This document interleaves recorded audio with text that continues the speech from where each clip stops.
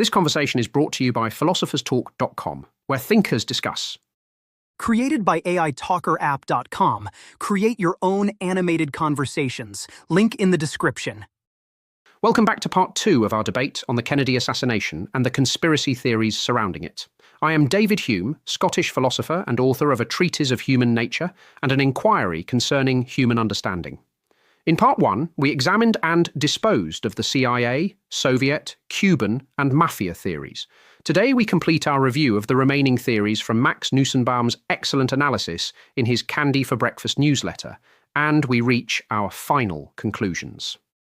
And I am Jean-Paul Marat, friend of the people and author of The Chains of Slavery. Viewers who missed part 1 should know that my opponent spent that entire episode arguing that a man who built his reputation on doubting everything from the existence of the self to the reliability of cause and effect has now found one thing he will not doubt: a government report. We continue by examining Lyndon Johnson, the military-industrial complex, and several other suspects Mr. Nussenbaum reviews with his characteristic wit. Lyndon Baines Johnson. Mr. Nussenbaum's portrait of this man is genuinely extraordinary. He apparently stole the 1948 Texas Senate election outright. He demanded his staff take dictation while he sat on the toilet. The Kennedy aides called him Huckleberry Capone and Uncle Cornhole. When Kennedy died, a corruption investigation moving directly toward Johnson personally evaporated overnight because Congress lacked the stomach to pursue a new president during national mourning. Lyndon Johnson was, without serious competition, the single largest beneficiary of Kennedy's death. The Romans asked who benefits, and Johnson is so obvious an answer that it embarrasses everyone in the room. I am gratified to hear you say this so clearly, Hume, though I suspect I will not enjoy what follows. Your suspicion is correct. The Johnson theory rests entirely on a deathbed statement by E. Howard Hunt, a Watergate burglar and established perjurer who had previously, publicly and actively supported the Warren Commission and mocked conspiracy theorists. That is the entire direct evidentiary foundation. One known liar near death, contradicting his own previous public positions. And Mr. Nussenbaum makes the observation I find most devastating. Robert Caro spent decades excavating every corner of Johnson's life and produced thousands of pages documenting his corruption, cruelty, and ruthlessness in relentless detail. He did not find this. If Johnson had orchestrated the murder of an American president, Robert Caro would have found it. The military-industrial complex theory is less satisfying as a specific accusation, though more compelling as a structural explanation. Kennedy was withdrawing from Vietnam. He signed the Nuclear Test Ban Treaty. He was pursuing back-channel communications with Castro and Khrushchev. Those who profit from permanent military mobilization had genuine reasons to fear his second term. Oliver Stone made this argument most famously, and while Stone is not a rigorous historian, he is asking a legitimate question about who benefits from permanent war. Too broad to function as a theory. It names no actors, proposes no mechanism, and produces no verifiable prediction. As Mr. Nussenbaum correctly observes, it is the conspiracy equivalent of blaming society. The banker's theory is weaker still. Kennedy was the second wealthiest president in American history, from a family of powerful financiers. His Treasury Secretary was a Republican investment banker.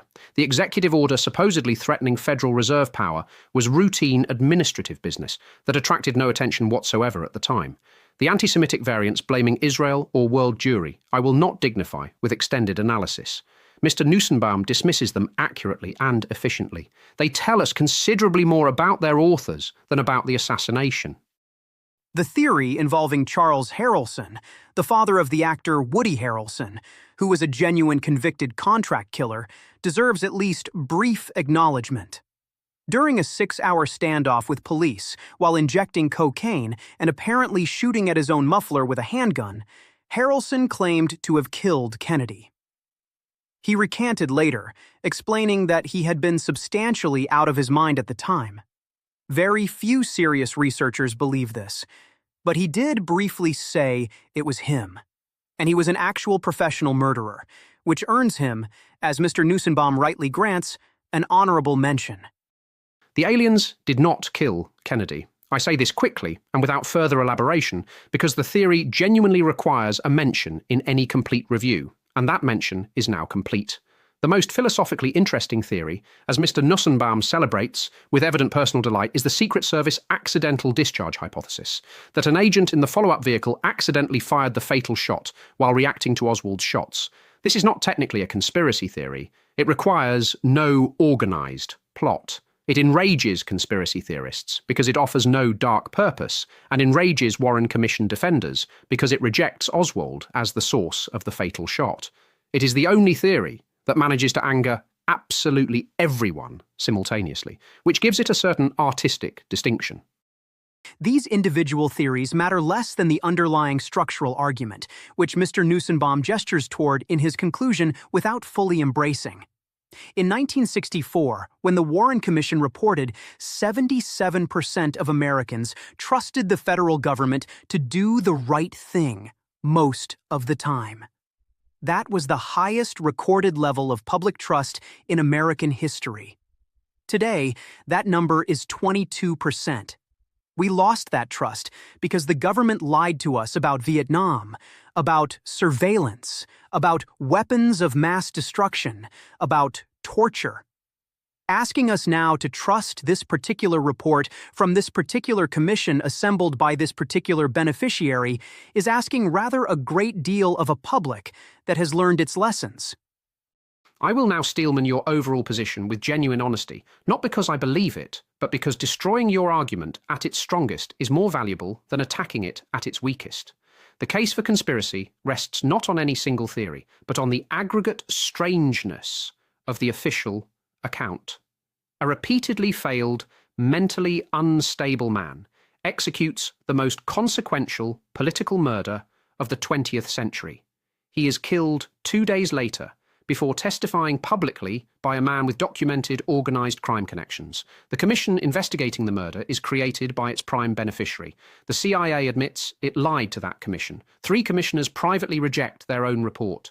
The percentage of Americans accepting the official story has never reached 50% in 60 years. As Mr. Nussenbaum concedes with visible discomfort, the Warren Commission's conclusion is actually the minority position among the American public.